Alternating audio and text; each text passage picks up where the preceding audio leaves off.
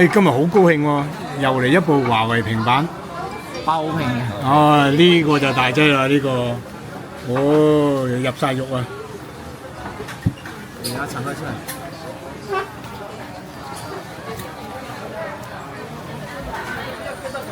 是不是按照2那边来？那有问题的。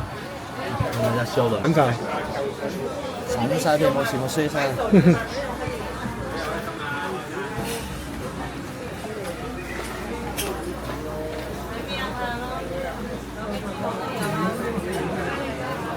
不過呢啲溶膠水真係好犀利。好犀利，電池插皮全部都用到。係咯，真係好犀利，一搽落去就溶咯喎啲膠。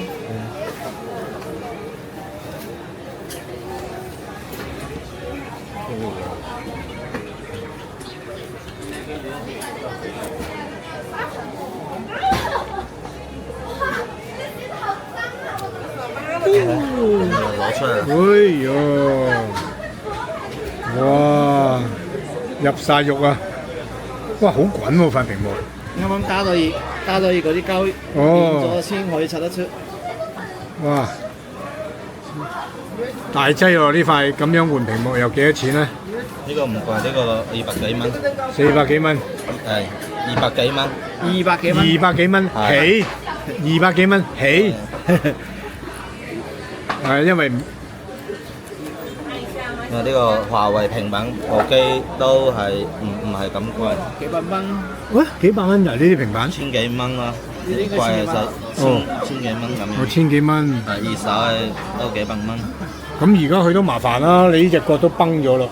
係冇事可以裝落去嘅。將嗰啲嘢掹直，用啲夾直咗佢就得。哦。咁樣。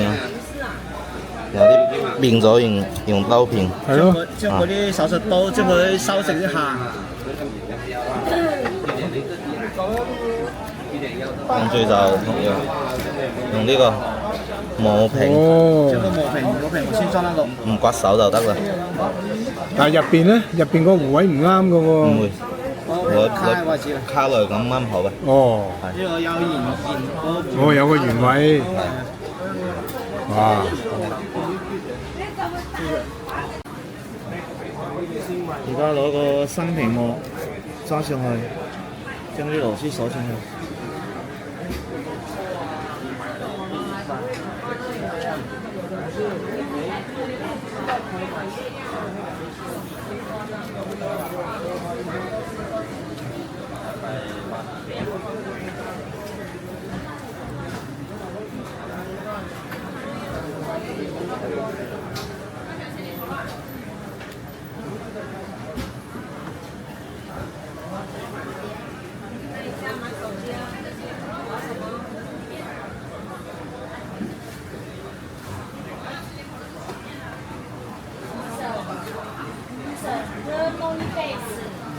而家就唔好啦。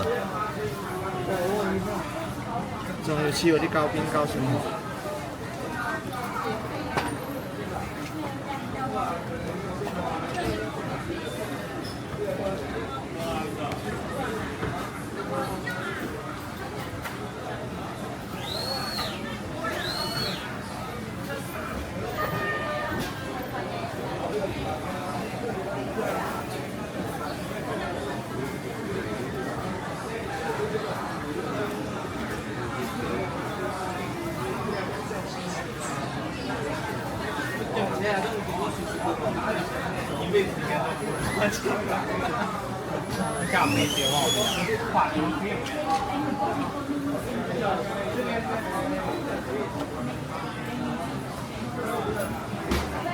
咁樣就得啦。咁先呢個焗都好靚嘅。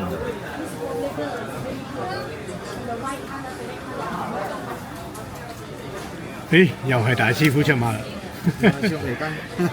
又係揾橡筋固定，個半鐘頭。係個半鐘頭就可以啦。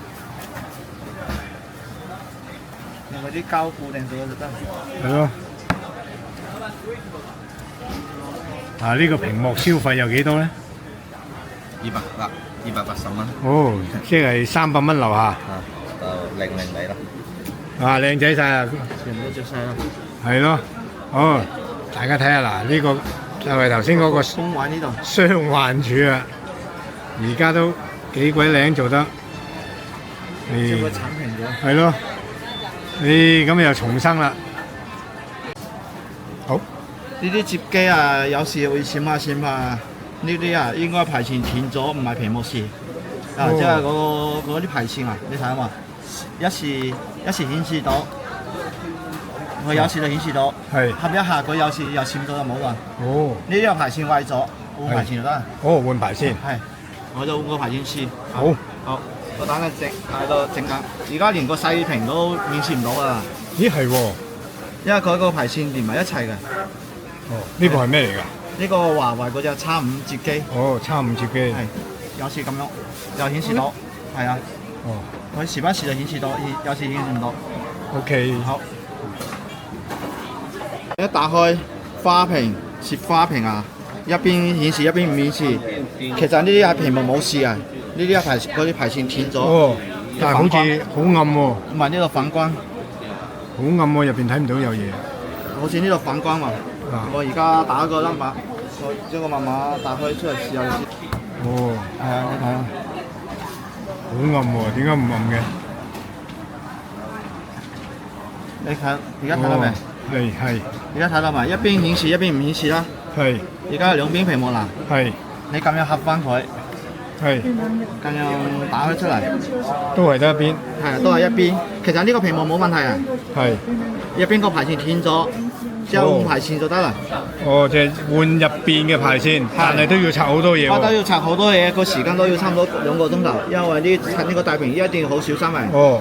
因為大屏一唔小心拆咗千幾蚊就冇咗啦。哦。其實呢換個呢個排線壞咗，導致呢個細屏都有問題。係。換咗入邊3條排線換好啦，呢個細屏都可以顯示。哦，即係3條排線係3個熒幕。佢之後啲排線啊，佢接觸電嗰啲排線，一成日咁樣合嚟合去，合落去，個合斷咗啊嘛。哦，係啊。咁如果咁樣換法，換3條排線幾多錢啊？一般呢啲都係400-500蚊都搞掂啦，呢啲係啊。OK。係啊。之後唔使。我自己我睇佢能力幾多先。好啦，部摺機咧就啱啱搞完翻嚟啦。係啊。哇！就係全部都係橡筋箍住咗。啱啱個細屏都唔顯示，而家都顯示到啦。個排線換咗佢都顯示啦。哦，你唔怕？你撳密碼我都唔怕，我剪咗佢。我冇事，我睇嘢。咦，開得翻啦喎！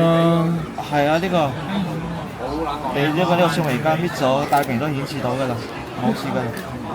唔係未乾啊，會唔會？我先打咗出嚟睇下，等陣先擺上去。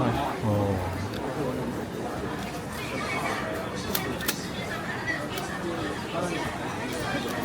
就係換咗呢3條。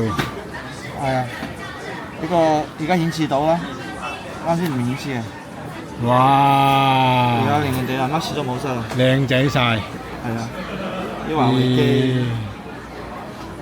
點啊？係啊，華為機啲X5顯示屏全部都得，而家大細屏都得。哦。啱啲細屏係唔顯示嗰個唔顯示啊，而家全部都得咗。係。咁原因咧就係換咗呢兩排線啦。係啊。咁啊睇唔睇到先？哦，係啦，就係呢兩排線啦。係啊。換咗之後咧，就變咗咁樣啦，咁靚仔啦。咁呢個手術費又大約係幾多錢咧？幾百蚊搞掂。哦，幾百蚊。